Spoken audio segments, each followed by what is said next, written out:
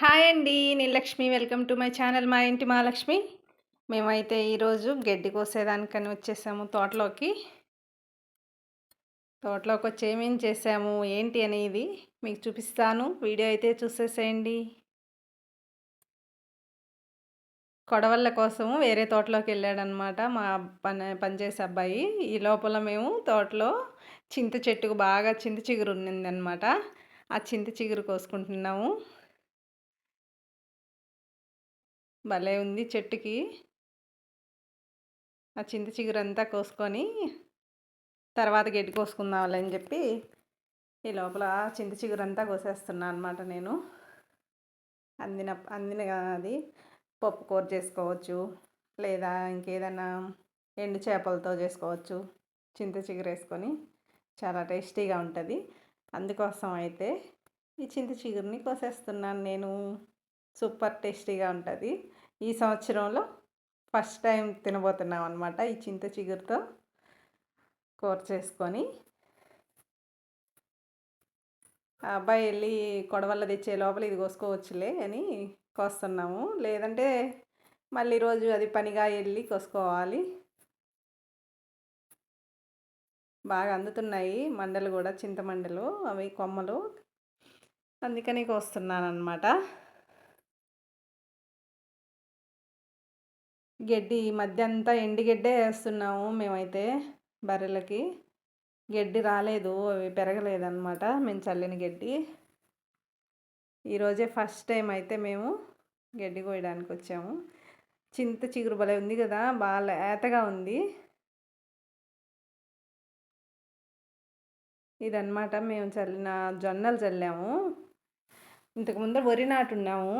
ఆ వరి కోసేసిన తర్వాత ఆ వరి కాయల్లో మళ్ళీ దున్ని కాయల్ని జొన్నలు చల్లాము, తెల్ల జొన్నలు. అవేమైంది అంటే నీళ్ళు వేసేసరికి గింజలు చల్లిన తర్వాత అవన్నీ గింజలన్నీ తేలిపోయి నీళ్ళల్లో ఒకవైపే మొలిచాయి అన్నమాట. అందుకే ఇటంతా లేదు గడ్డి. వడ్ల గింజలు, రాలిన గింజలు అవన్నీ మొలుస్తున్నాయి. అన్నీ తేలిపోయినాయి. కైలంతా సద్రంగా మొలవలేదన్నమాట. గుట్టలు గుట్టలుగా మొలిసేసింది. ఇంకేం చేస్తాం, అయినా పశువులకేమో గడ్డి కావాలి. గుట్టలు గుట్టలుగా మొలిచిన ఇంకా అదే కోసుకోవాల్సిందే. నీళ్ళలో మొత్తం తేలిపోయినాయి అన్నమాట గింజలు. ఫస్ట్లో చల్లినప్పుడు చిక్కగా మొలిసేసినాయి. కైలంతా మొలవాల్సిన గింజలు తేలిపోయి ఒకవైపుకే వచ్చేసి మొలిసినాయి అనమాట. చూసారా, అదంతా పల్చగా అయిపోయింది. ఇంకా ఉన్న కాడ మాత్రమే కోసి అదంతా బర్రెలు తోలేసి ఒకరోజు మేపేస్తాము, లేదంటే దున్నేస్తాము మళ్ళీ ఉరబెట్టే టైంకి. అంత గుట్టలు గుట్టలుగా ఉంది, సద్రంగానే మొలవలేదు ఈసారి. లేదంటే మొత్తం సదరంగా ఉంటుంది, చూడ్డానికి ఒక ఈవెన్గా ఉంటుంది, బాగుంటుంది.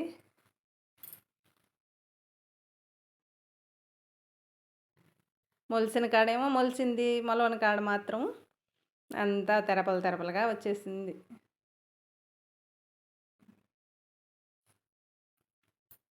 ఇదంతా వరికాయలు, వరి నాటున్నాం ఇంతకు ముందర.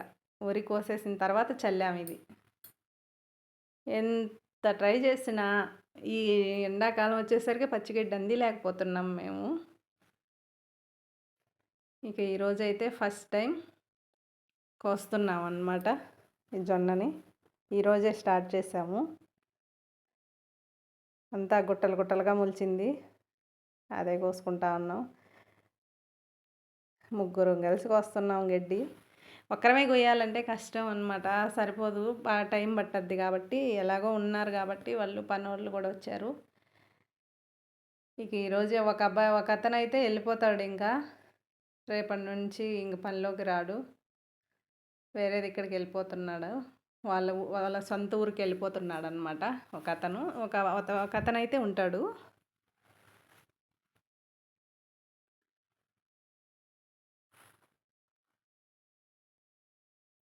ఇంకా రేపటి నుంచి మాత్రం ఇంకొంచెం ముందుగా వచ్చి కొయ్యాలి. ఇద్దరమే అవుతాం కదా, లేదంటే ఇంకెవరినైనా ఇంకొకరిని తీసుకొచ్చుకోవాలన్నమాట. కోసేసాము. 4 గంటలకు వెళ్ళాము, కోసేసరికి 6 అయిపోయింది. 4 గంటలకేనే, అంతే. 4 గంటలకు వెళ్ళాము, 6 అయిపోయింది టైము. కోసేసాం, తడిసిపోయినా నేనైతేను. మోపులు కట్టి వేస్తున్నారు వాళ్ళు. మా ఆయన అయితే ట్రక్కులో ఉండి, ట్రాక్టర్ ట్రక్కులో వాళ్ళు కంప యువతలకి ఆ పెన్షింగ్ కంప అంతా వేసేసి ఉన్నాం కదా, యువతలకి మోపులు అందిస్తుంటే ఆయన తీసి ట్రక్లో వేసుకుంటున్నాడు అనమాట.